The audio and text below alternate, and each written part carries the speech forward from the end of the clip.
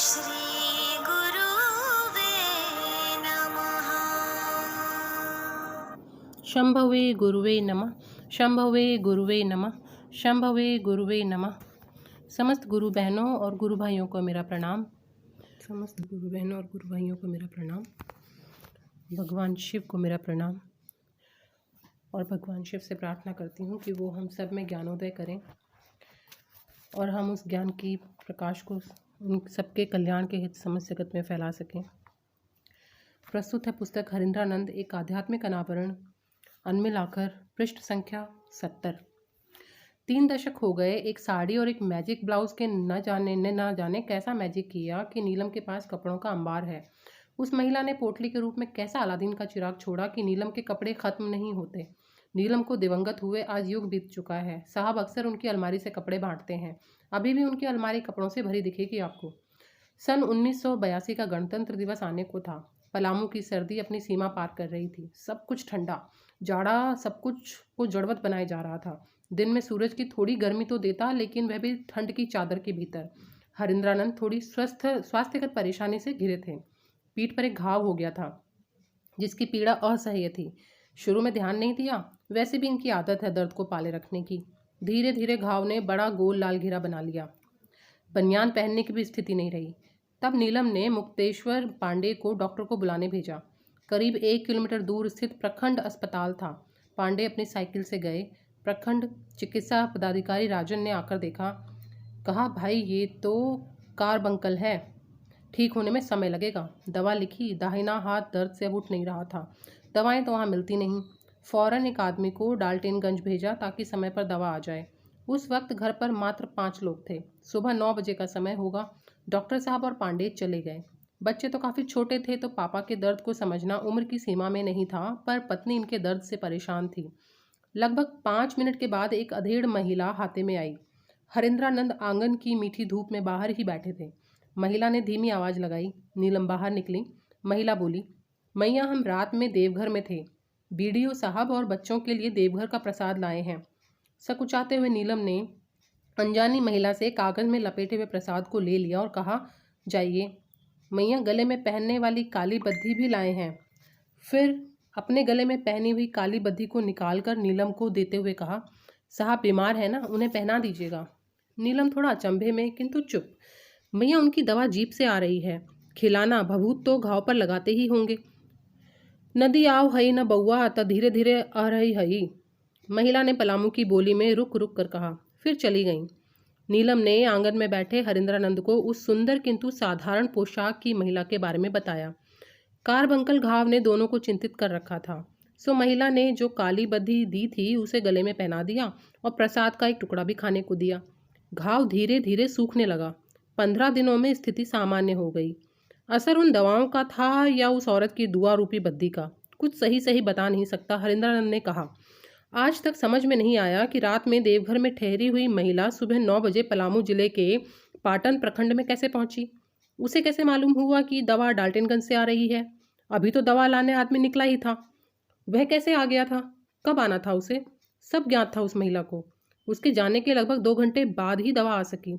हरिंद्रानंद आज भी किसी विपदा का समाचार सुनते हैं तो अक्सर उस महिला की बोली में कहते हैं, नदी आओ हई न बउआ त धीरे धीरे आ रही, यानी नदी में बाढ़ आती है तो पानी धीरे धीरे घटता है।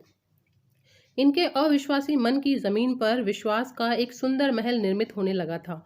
इसी बीच वर्ष 1982 के मध्य में उनका स्थानांतरण मधेपुरा जिला में दंडाधिकारी के रूप में हो गया। चमत्कारों का सिलसिला चल पड़ा था। 2-3 व्यक्तियों को छोड़कर और कोई नहीं जानता था कि इन चमत्कारों के सूत्र उस रहस्य में निहित थे जहां हरिंद्रानंद ने मात्र चमत्कार सीखने के प्रयोजन से शिव को अपना गुरु बनाया था। बिछे चावल पर आने वाले संवाद यदा कदा कागज पर लिख लिए जाते थे। पूजा की मेज पर आशीर्वाद के रूप में हरिंद्रानंद, नीलम और बच्चों को प्राप्त कुछ बेलपत्र अभी भी सुरक्षित और संरक्षित है। आध्यात्मिक उलझनों के बादल अब छटने लगे थे। आंखें आंतरिक उल्लास से दीप्त रहती। साथ मिला ऐसी जीवन संगिनी का जो अध्यात्म के कटीले पथरीले रास्ते पर गृहस्थी के उत्तरदायित्व के निर्वहन के साथ साथ कंधे से कंधा मिलाकर चलने को तैयार थी। इतिहास साक्षी है, भारत की आध्यात्मिक धारा में ऐसे लोग भी आए हैं जिनके सानिध्य मात्र से जीवन की दशा और दिशा बदल जाती है। चमत्कारिक घटनाओं के सकारात्मक प्रभाव ने मानव कल्याण के निमित्त एक नई चेतना जागृत की और एक ऐसी यात्रा शुरू हुई जिसे काल या परिस्थितियां म्लान नहीं कर सकीं। समाज में जब नए विचारों और सिद्धांतों का प्रवर्तन होता है तो उनका स्वाभाविक टकराव पूर्व स्थापित मूल्यों और मान्यताओं से होता है। चेतनतमाएं बड़ी कुशलता और सुगमता से इन समस्याओं का हल निकालती हैं।